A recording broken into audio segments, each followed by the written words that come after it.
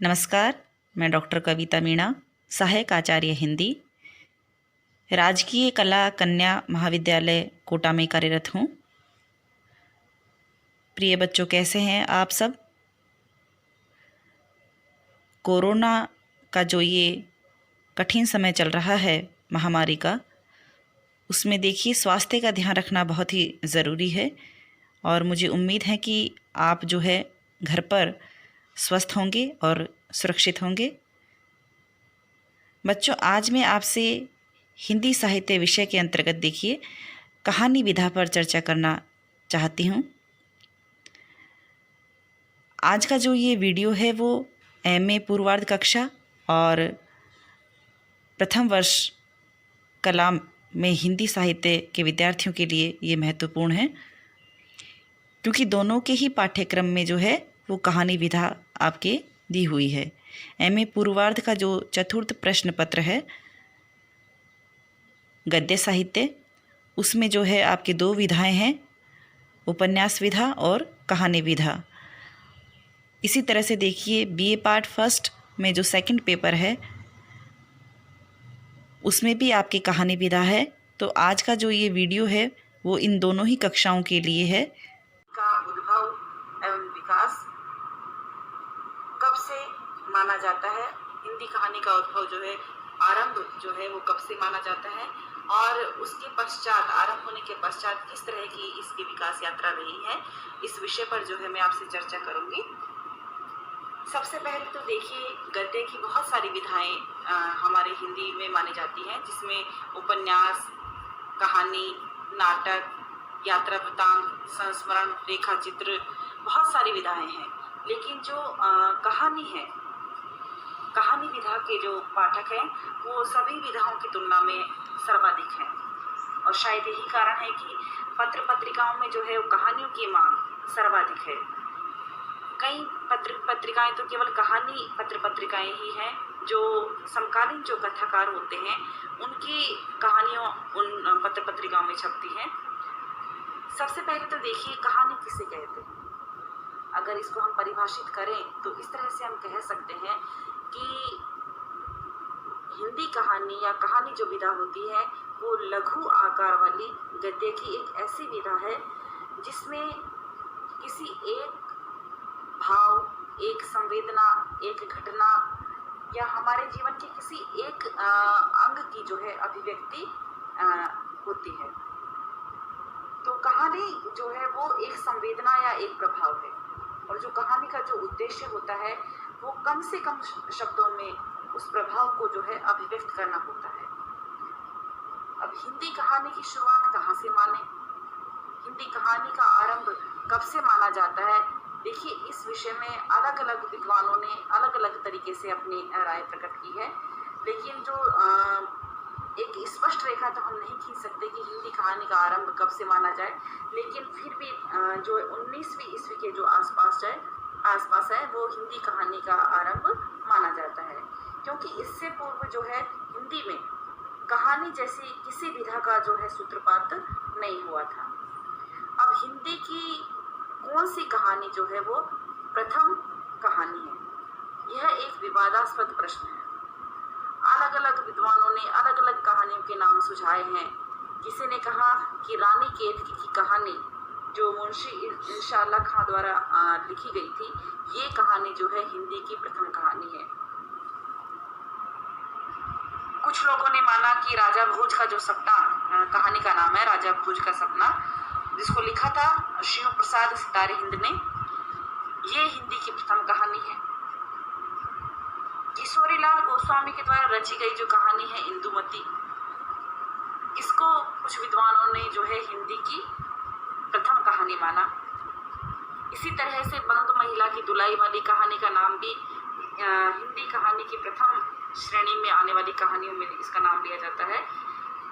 माधव राय सप्रे की जो कहानी है एक टोकरी भर मिट्टी, आचार्य रामचंद्र शुक्ल की भी एक कहानी थी 11 वर्ष का समय, वो ये सारी जो कहानियां हैं वो हिंदी की प्रथम कहानी की दौड़ में शामिल है। अब इनमें से अलग अलग विद्वानों ने अलग अलग तरीके से जो है वो ये बताया कि कुछ लोगों ने इंदुमती को जिसका जो प्रकाशन है वो 19वीं ईस्वी में हुआ था। सरस्वती पत्रिका में ये इंदुमती कहानी छपी थी और आचार्य रामचंद्र शुक्ल ने जो है वो इंदुमती को ही हिंदी की प्रथम मौलिक कहानी माना है। किंतु जो शिवदान सिंह चौहान है उन्होंने कहा कि ये जो कहानी है वो शेक्सपियर के जो टेम्पेस्ट है रचना उसका अनुवाद है, ये मौलिक रचना नहीं है। इसी तरह से देखिए 1903 में रामचंद्र शुक्ल जी की कहानी 11 वर्ष का समय ये प्रकाशित हुई थी। बंग महिला की जो कहानी है दुलाई वाली वो 1907 में प्रकाशित हुई थी। और लेकिन नवीन अनुसंधान जो हुए उनसे यह सिद्ध हो जाता है कि जो 1901 में एक टोकरी भर मिट्टी कहानी प्रकाशित हुई, छत्तीसगढ़ मित्र नामक की पत्रिका निकली थी, उसमें ये कहानी प्रकाशित हुई थी। तो माधव राय सप्रेक द्वारा रची गई ये जो कहानी है एक टोकरी भर मिट्टी, ज़्यादातर जो विद्वान हैं वो इस पर सहमत हुए कि हिंदी की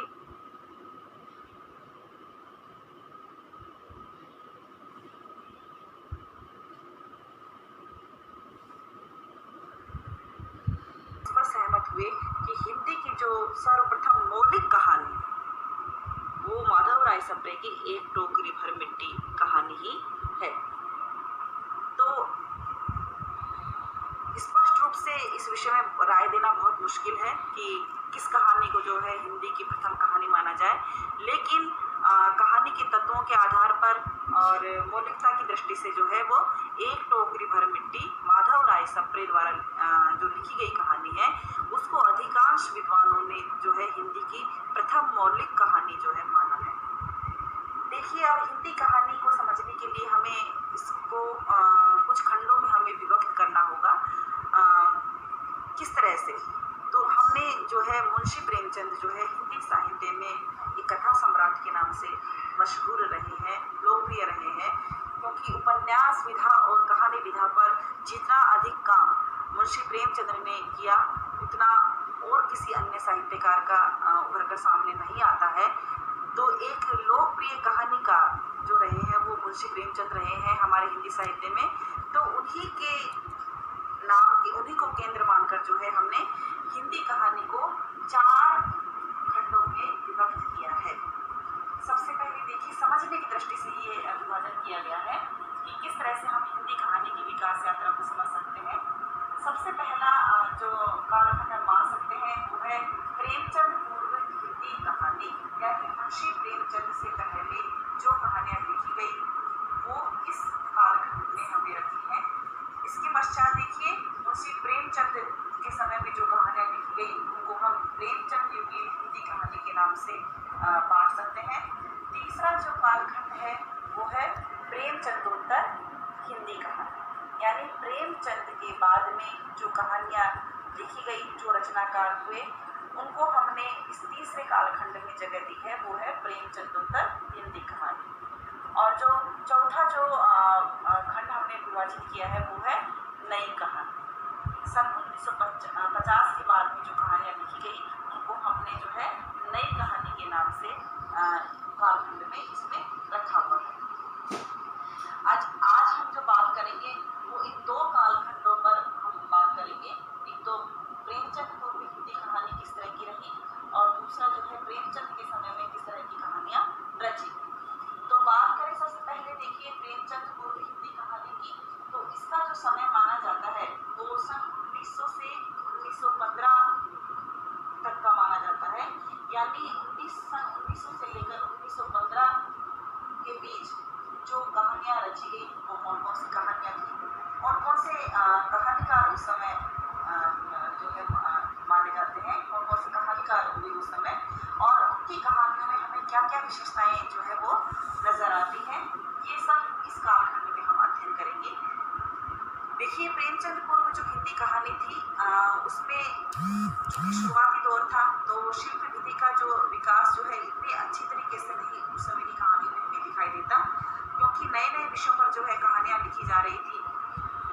हिंदी की प्रथम कहानी का उल्लेख जैसे कि पहले मैंने किया है, तो उनके अतिरिक्त इस काल में जो कहानियाँ हुई उसमें देखिए माधव प्रसाद मिश्र की मन की चंचलता, लाला भगवान दीन की प्लेग की चुड़ैल और वृंदावन लाल वर्मा की राखी बंध भाई, विश्वम्बर नाथ शर्मा कोशी की रक्षाबंधन, बहुत सारी ऐसी कहानीकार हुए हैं जिन्होंने जो है इस समय कहानियाँ लिखी।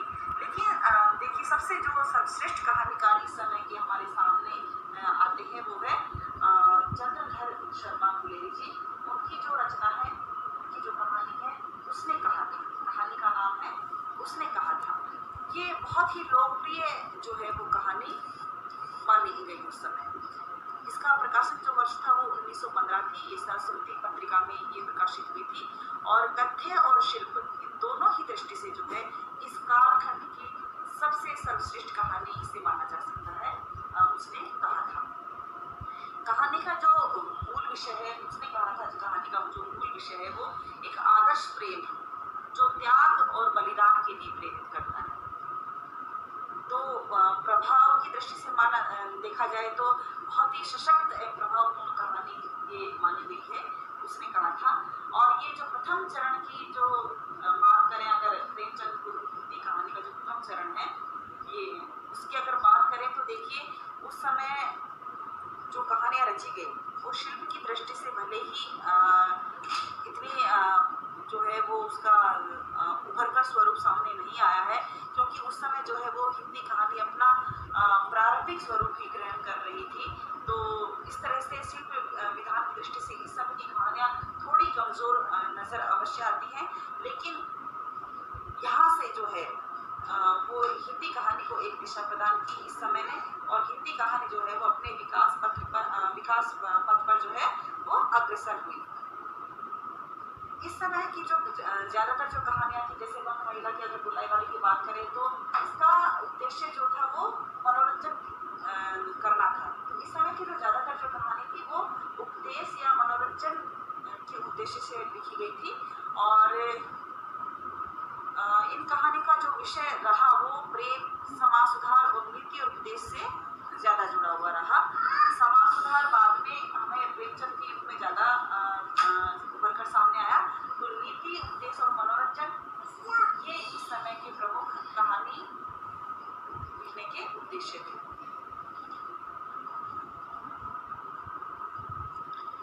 तो इस तरह से देखिए जो हिंदी कथा यात्रा का जो ये प्रथम चरण है, प्रेमचंद पूर्व हिंदी कहानी, इसमें जो है कहानी मतलब एक तरीके से कहें तो अपनी बाल्यावस्था में थी। प्रेमचंद के आगमन से पूर्व जो हिंदी कहानी का कोई सशक्त रूप उभर कर सामने नहीं आ पाया था, लेकिन गुलेरी जी एक ऐसे रचनाकार हुए जो इस समय जो उनकी जो कहानी थी उसने कहा था वो सर्वश्रेष्ठ हिंदी कहानी मानी जाती है।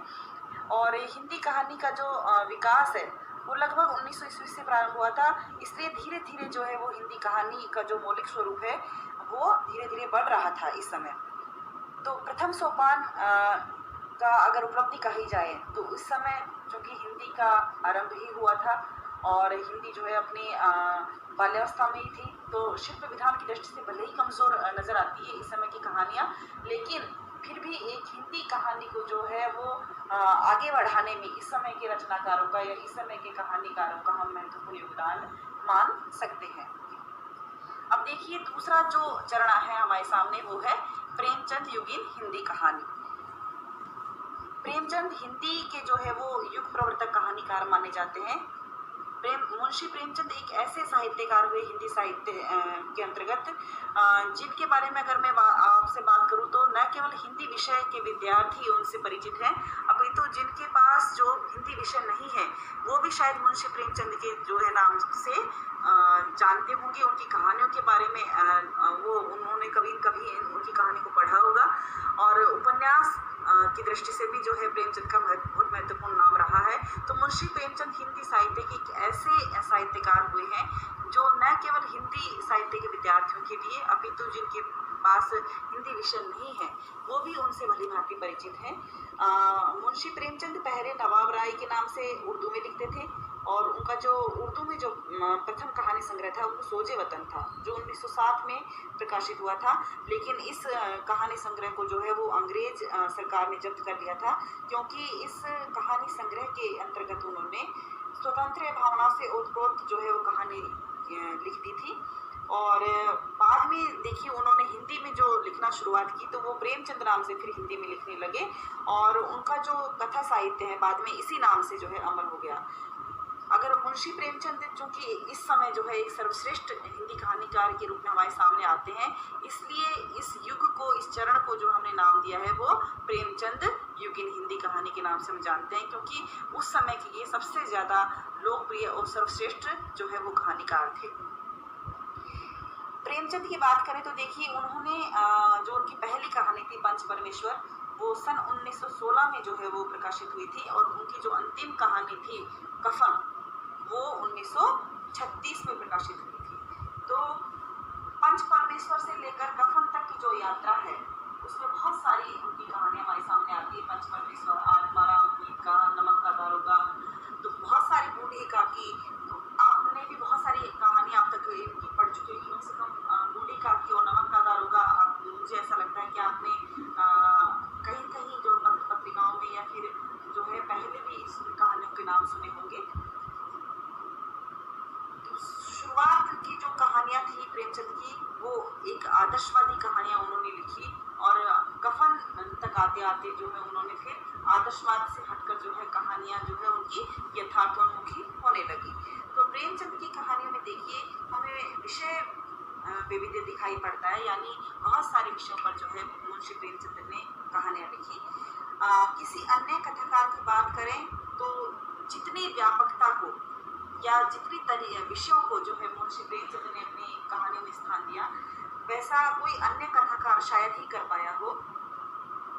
उनकी कहानियां अपने परिवेश से, अपने आसपास के जीवन से जुड़ी हुई है और मुंशी प्रेमचंद एक ऐसे साहित्यकार हुए हैं जिन्होंने अपनी अधिकांश जो कहानियां हैं वो ग्रामीण जीवन को आधार बनाकर लिखी है। चाहे उनकी कस्बे की जिंदगी हो या स्कूल कॉलेज से जुड़ी हुई कहानी हो, उनकी कहानियों में हर वर्ग, हर धर्म और हर जाति का जो है पात्र आपको देखने को मिल जाएगा। कोई हिंदू है तो कोई मुसलमान, कोई किसान है तो कोई विद्यार्थी। उनकी ऐसी कहानियां हैं जो विविध समस्याओं को उन्होंने जो है वो अपनी कहानियों में उठाया है। जैसे जमींदार के द्वारा किसानों को किस प्रकार से उस समय शोषण किया जा रहा था, सूदखोरों के शोषण से किस तरह से जो है वो एक ग्रामीण किसान जो है किस तरह से पिसता है, छुआछूत की जो समस्या है, रूढ़ी और अंधविश्वास उस समय थे, संयुक्त परिवार की समस्या थी, भ्रष्टाचार और व्यक्तिगत और भी जो समस्याएं थी उन पर जो है जो कहानियां थी उनमें, जैसे पंच परमेश्वर, आत्माराम, प्रेरणा, ईदगाह, नमक का दारोगा। और इन कहानियों का जो मूल उद्देश्य है वो एक सच्चे का बोलबाला और झूठे का मुंह काला, एक इस तरह की जो कहानियां उन्होंने लिखी थी, यानी हृदय परिवर्तन की बात स्वीकार की है। उन्होंने अपनी कहानियों के अंतर्गत एक आदर्श स्थापित किया है कि हम अगर ये कार्य करेंगे तो इसका परिणाम इस तरह का होना चाहिए। तो एक आदर्श उस समय की कहानी में हमें दिखाई देता है, एक हृदय परिवर्तन उनकी कहानियां के पात्रों में उन्होंने दिखाया है। लेकिन बाद की जो कहानियां थी, यानी जो उनकी प्रवृत्ति कहानियां थी जिसमें जैसे फूस की रात और कफन है, यहाँ तक आते आते उनका दृष्टिकोण जो है वो परिवर्तित होने लग गया था। अब वे जीवन के यथार्थ से जुड़कर कहानियां लिखने लगे थे, यानी पहले वाली जो आदर्शवादी कहानियां थी उनसे अलग हटकर उन्होंने जो है वो यथार्थवादी कहानियां लिखना शुरुआत की। तो प्रेमचंद ने हिंदी कहानी को एक अलग ही आयाम प्रदान किया है। विषय विविधता की दृष्टि से देखें तो प्रेमचंद ने जो है अपनी कहानी को पूरी तरह से जो है वो समाज से जोड़कर रखा था। शतरंज के खिलाड़ी बहुत उनकी प्रसिद्ध कहानी है जिस पर आपने हिंदी सिनेमा में भी एक फिल्म का निर्माण भी इस पर हो चुका है। तो 1916 से लेकर 1936 तक हिंदी कहानी का अगर हम कहें कि चरम विकास हमें इस समय देखने को मिलता है और उस विकास यात्रा में सबसे अधिक महत्वपूर्ण भूमिका निभाई मुंशी प्रेमचंद ने। इसके पश्चात देखिए उन्हीं के समकालीन कथाकार थे जयशंकर प्रसाद। तो जयशंकर प्रसाद ने भी उस समय कहानियां लिखी और उनकी कहानियों में पुरस्कार, प्रतिध्वनि, आकाशदीप, आंधी, इन सारी कहानियों के नाम आते हैं। लेकिन उन्होंने जो है वो अलग विषयों को आधार बनाकर कहानियां लिखी थी। प्रेम, बलिदान और त्याग, ये उनकी कहानियों में जो है हमें दिखाई देते हैं। उनकी जो प्रेमचंद जी जयशंकर प्रसाद जी की जो कहानियां हैं उनमें हमें जो है प्रेम चित्रण, प्रकृति निरूपण ये ज़्यादा दिखाई देते हैं। उनकी कुछ कहानियों में भले ऐतिहासिक देशकाल और वातावरण की सफल प्रस्तुति हुई है, लेकिन अतीत, प्रेम, करुणा और त्याग और बलिदान ये इनकी कहानियों के प्रमुख विषय रहे हैं। इस समय के मुंशी प्रेमचंद और जयशंकर प्रसाद के अतिरिक्त देखिए उस समय के जो प्रमुख कहानीकार हैं उनके नाम इस तरह के हैं कि आचार्य चतुर्सेन शास्त्री, उन्होंने ऐतिहासिक विषय पर जो है कहानियां लिखी, जिसमें रूठी रानी, पन्ना धाई ये प्रमुख कहानियां हैं। इसके अतिरिक्त देखिए उपेंद्र नाथ अश्क भी उस समय के कहानीकार हैं और उन्होंने जो है वो मध्यम वर्गीय जीवन से जुड़ी हुई कहानियां उन्होंने लिखी है। समाज की कुरीतियों, उनके आंदोलन, उनकी कुंठाएं, मध्यम वर्ग की, वो इनकी कहानियों में जो है उनको अभिव्यक्ति मिली है, उपेंद्र नाथ अश्क जी की कहानियाँ।